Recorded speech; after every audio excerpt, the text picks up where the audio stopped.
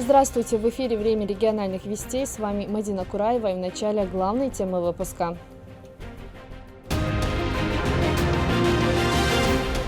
Новое жилье.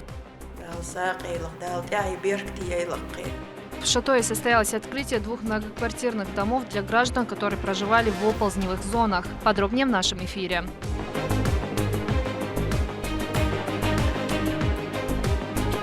Жертвы фашизма. Цель нашего мероприятия – это патриотическое воспитание и сохранение исторической правды. В Грозном прошло мероприятие, посвященное Дню снятия блокады Ленинграда и памяти жертв Холокоста.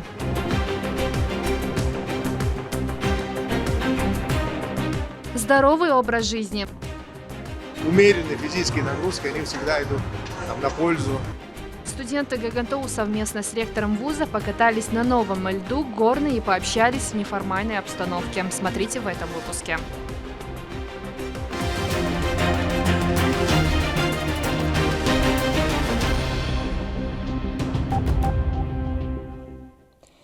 Рамзан Кадыров в своем телеграм-канале сообщил о том, что в районе населенного пункта Новомихайловка Донецкой Народной Республики сотрудники полка специального назначения Север-Ахмат имени Героя России Ахмата Хаджи Кадырова Министерства обороны Российской Федерации штурмом овладели позициями натовских и украинских нацистов. Командует подразделением Заинди Зинги в результате профессионально спланированной операции и слаженных действий личного состава хорошо укрепленные и подготовленные к обороне вражеские окопы перешли под контроль наших отважных воинов. В результате боев столкновения противник понес потери и был деморализован. В Доме главы республики состоялись религиозные мероприятия в честь наступления благословенного месяца Раджаб. Согласно хадисам, вознаграждение за благие дела, совершенные в это время, увеличивается в многократном размере. В течение всего месяца верующие усердствуют в молитвах, воздерживаются от греховного, раздают милостыню нуждающимся и совершают богоугодные дела. Собравшиеся во главе с муфтием Салахом Хаджи Межиевым совершили намаз после зикр и прочитали мавлид, восхваляя Творца и его посланника. Помимо Рамзана Кадырова, здесь присутствовали и внуки первого президента Чеченской Республики Ахмата Хаджи Кадырова. Завершилась духовная встреча молитвой ко Всевышнему с просьбой о милости всей мусульманской умме, скорейшей победы и возвращения домой бойцов, участвующих в спецоперации.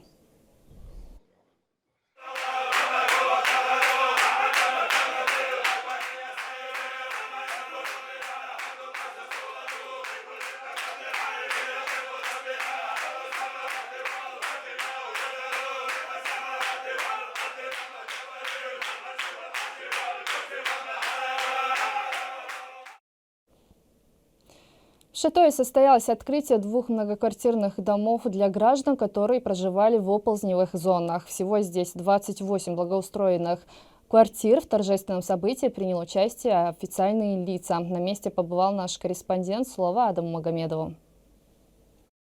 2 новых трехэтажных многоквартирных дома находятся в Шатое по улице имени Ахмата Хаджи Кадырова. В общем, тут 28 благоустроенных квартир разных размеров. Самая большая трехкомнатная площадью 104 квадратных метра, а самая маленькая однокомнатная в 53. На открытие новых объектов прибыли официальные лица. Глава администрации Шатойского муниципального района Руслан Акаев выступил перед собравшимися с приветственной речью. Он отметил, что район продолжит развиваться, дабы улучшить жизнь граждан субъекта.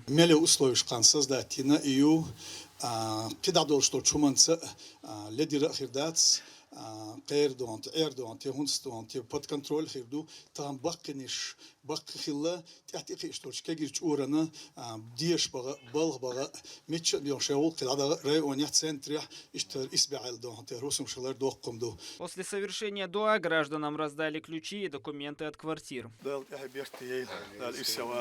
Разрезав красную ленту, чиновники и новоселы осмотрели просторные благоустроенные квартиры. В них подведены все коммуникации, а из окон прекрасный вид на Шатойские горы. Граждане очень рады переехать в новое жилье. Одна из них – Захра Талатова, которая раньше проживала в небольшом ветхом доме. Теперь семья из 5 человек закупит мебель и будет жить с комфортом. Очень понравилось, очень красиво, большие комнаты. Всем довольны.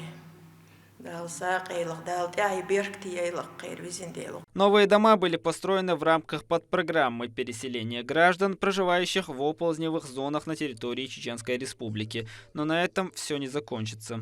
Дома с жилой площадью почти 900 квадратных метров начали возводить ближе к концу июля 2022 года. Работы были завершены уже в ноябре. Помимо этого планируется благоустроить прилежащую территорию. Тут рядом построят детскую площадку и 2 таких же многоквартирных дома. Адам Магомедов, Хусейн Мурдаханов, Харан Абдулаев. Вести, Чеченская Республика.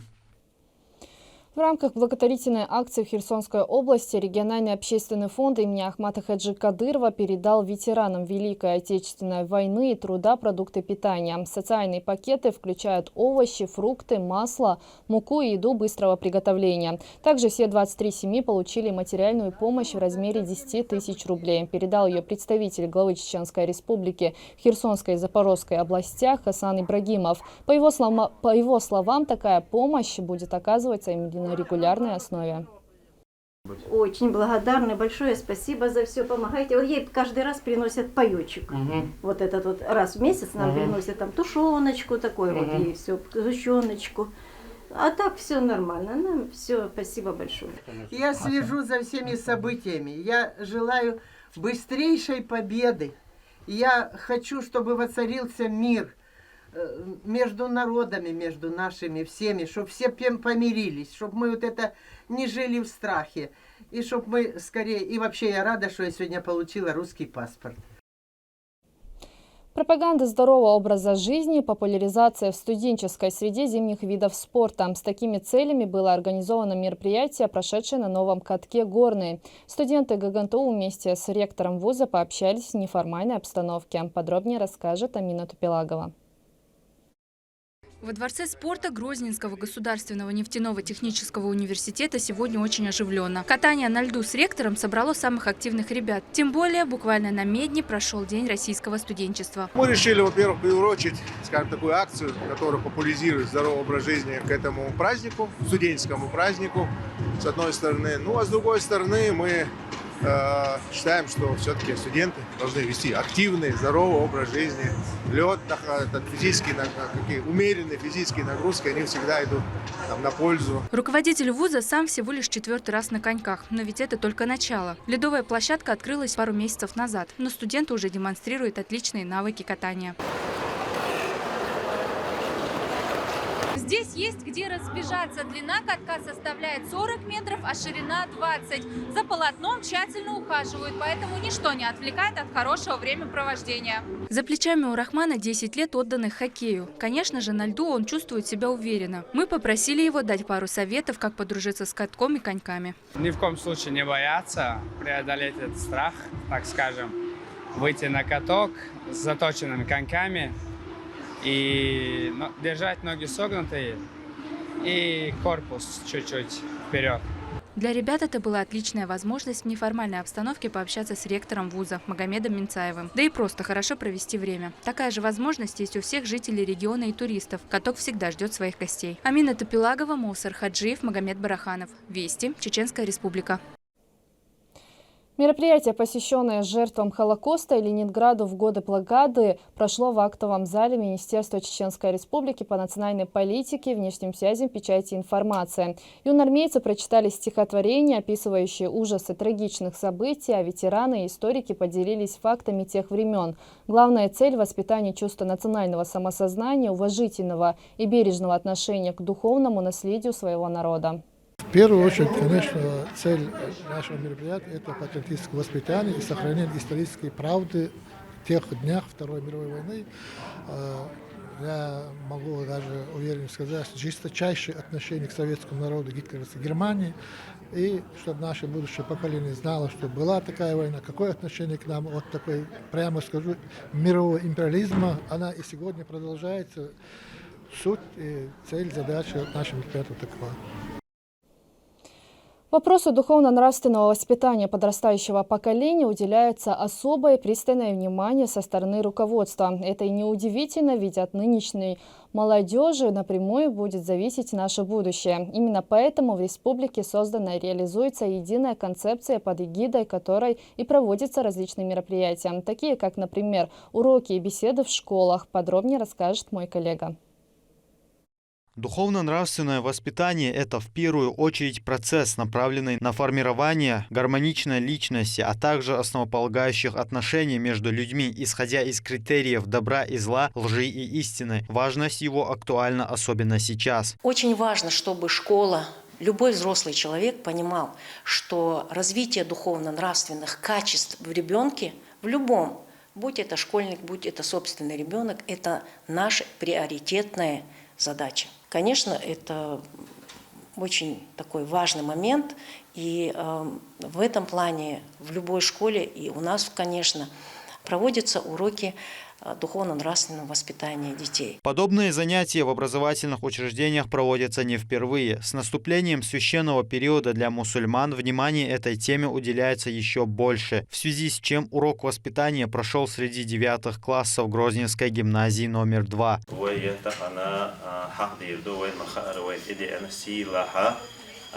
بيتنا شي حلقة وينا هنسمار تحت قوتشا سيلع بو رمضان بوت سول حلقة وين كيتش باشا الله دا لديك داش تبا اتنا ملوه بوت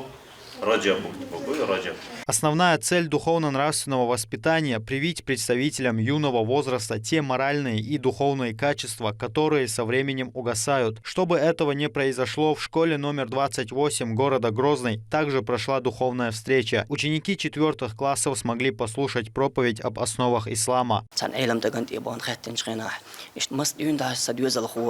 Amo wiesha relax özden galits dins must un melkhain adun da amo wiesha elch melkhan yo had wiesel hochen el qabot bu elir qabot ta'wisan ho el job delir tsung tsundela jim chu adosh bosh dun da dins amich dal mabakhar der elch no mabakhar sallallahu alayhi wa sallam harsh amich gargar zulam der dats gargar dik bolh bi ber bots del shaydayna noshna khalqana مخكنا تصنديل جيمجو حدوين دينز اشتاغور عامو غير تخشكول وكر كورت على شوية يديش ريوت ديل يتون ديك أدم دار يول ديل تخي.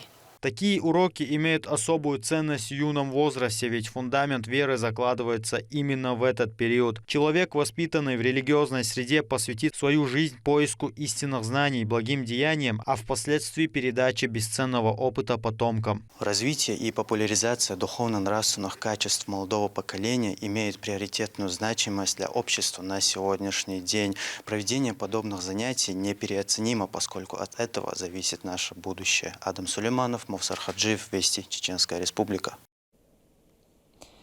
Дети с ограниченными возможностями здоровья получили подарки от социальной организации «Хейра». Акция «Дети детям» проходит в Грозном и других населенных пунктах. На этот раз организаторы посетили 4 семьи.